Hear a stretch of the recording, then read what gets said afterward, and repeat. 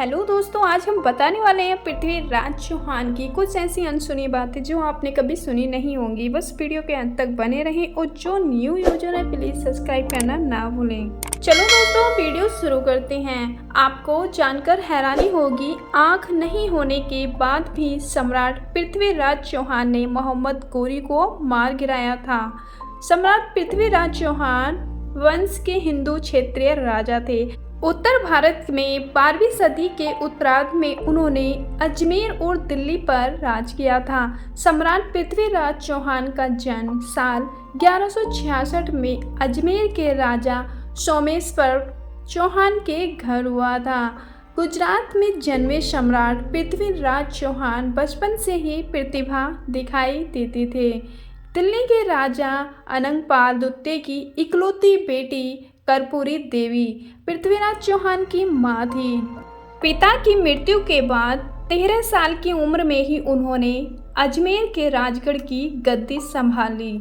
बचपन में ही कुशल योद्धा रहे सम्राट पृथ्वीराज चौहान ने युद्ध के कई गुण सीखे थे।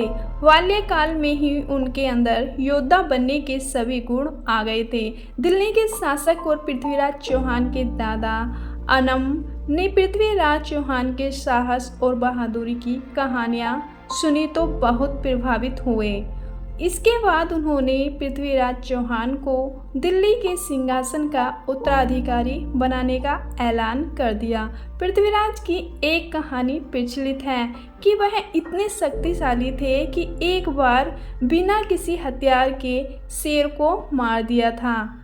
दिल्ली राज सिंहासन की गद्दी संभालने के बाद पृथ्वीराज चौहान ने किला राय पिथौरा को बनवाया था। उन्होंने सिर्फ 13 साल की उम्र में ही गुजरात के पराक्रमी शासक भीमदेव को युद्ध में हरा दिया था। पृथ्वीराज चौहान 6 भाषाएं जानते थे, जिनमें संस्कृत, प्राकृत, मगधी, पैशाची, शोरसेनी और अपभ्रंश भाषा शामिल है। इसके साथ ही उनको मीमांसा, वेदांत, गणित, पुराण, इतिहास, सैन्य विज्ञान और चिकित्सा शास्त्र का भी ज्ञान था। पृथ्वीराज चौहान की तरह ही उनकी सेना भी बलवान थी। इतिहासकारों के मुताबिक 300 हाथी तथा 3 लाख सैनिक पृथ्वीराज चौहान की सेना में शामिल थे। इनमें बड़ी संख्या में घुड़सवार भी शामिल थे। भारतीय इतिहास के सबसे प्रसिद्ध हिंदू राजपूत राजाओं में से एक पृथ्वीराज चौहान का राज्य राजस्थान और हरियाणा तक फैला था। साहसी और युद्ध कला के निपुण सम्राट पृथ्वीराज चौहान बचपन से ही तीर, कमान और तलवारबाजी पसंद करते थे। पृथ्वीराज चौहान को कन्नौज के राजा जयचंद की बेटी संज्ञोता से प्रेम हो गया था। इसके बाद वह संज्ञोता को स्वयंवर से ही उठा ले गए और गंधर्व विवाह किया। हालांकि संज्ञोता के पिता राजा जयचंद और पृथ्वीराज चौहान की आपस में नहीं बनती थी। शादी के लिए जयचंद राजी नहीं थे। संज्ञोता को उठा ले जाने के बाद जयचंद ने पृथ्वीराज से दुश्मनी मान ली। चंद्रवरदाई और पृथ्वीराज चौहान बचपन के दोस्त थे। इसके बाद चंद्रवरदाई एक कवि और लेखक बने थे। उन्होंने महाकाव्य पृथ्वीराज रासो लिखा है। प्रथम युद्ध में सन 1191 में मुस्लिम शासक सुल्तान मोहम्मद शहाबुद्दीन गोरी ने पृथ्वीराज चौहान को कई बार हराना चाहा, लेकिन उसको सफलता नहीं मिली। पृथ्वीराज चौहान ने युद्ध में मोहम्मद गोरी को 17 बार हराया। इसके अलावा वह इतने दरियादिली थे कि मोहम्मद गोरी को कई बार माफ़ कर दिया और छोड़ दिया। 18वीं बार मोहम्मद गोरी ने जयचंद की मदद ली और युद्ध में पृथ्वीराज चौहान को हरा दिया। इसके बाद उन्हें बंदी बना लिया और अपने साथ लेकर चला गया। पृथ्वीराज चौहान और चंद्रवरदाई दोनों को ही कैद कर लिया गया। मोहम्मद गोरी ने सजा के तौर पर पृथ्वीराज की आंखों को गर्म सलाखों से फोड़वा दिया। मोहम्मद गोरी ने चंद्रवरदाई से पृथ्वीराज चौहान की अंतिम इच्छा पूछने के लिए कहा। क्योंकि चंद्रवरदाई और पृथ्वीराज चौहान आपस के मित्र थे। पृथ्वीराज चौहान शब्दवेदी भार चलाने में माहिर थे।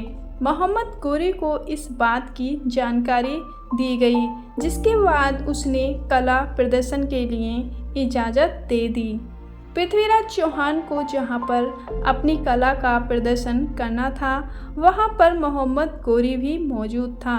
चंद्रवरदाई और पृथ्वीराज चौहान ने साथ मिलकर मोहम्मद गोरी को मारने की योजना पहले ही बना ली थी। महफिल शुरू होने वाली थी, तभी चंद्रवरदाई ने एक दोहा कहा, 4 वांस 24 गंज, अंगुल अष्ट प्रणाम, ता ऊपर सुल्तान है मत चूके चौहान। चंद्रवरदाई ने पृथ्वीराज चौहान को संकेत देने के लिए इस दोहे को पढ़ा था। इस दोहे को सुनने के बाद मोहम्मद गोरी ने जैसे ही शाबाश बोला, वैसे ही अपनी आंखों को गंवा चुके। पृथ्वीराज चौहान ने मोहम्मद गोरी को अपने शब्दवेदी बाण से मार दिया। हालांकि सबसे दुख की बात यह है कि इसके बाद पृथ्वीराज चौहान और चंद्रवरदाई ने दुर्गति से बचने के लिए एक दूसरे को मार दिया। ऐसे पृथ्वीराज चौहान ने अपने अपमान का बदला ले लिया। पृथ्वीराज चौहान के मरने की खबर सुनते ही सब संयोता ने भी अपनी जान दे दी। दोस्तों, आपको सम्राट पृथ्वीराज चौहान की ये कहानी कैसी लगी, प्लीज़ कमेंट बॉक्स में ज़रूर बताना और हमारे चैनल पर ऐसे ही बने रहना। मिलते हैं नेक्स्ट वीडियो में, जब तक के लिए अपना ख्याल रखना। धन्यवाद।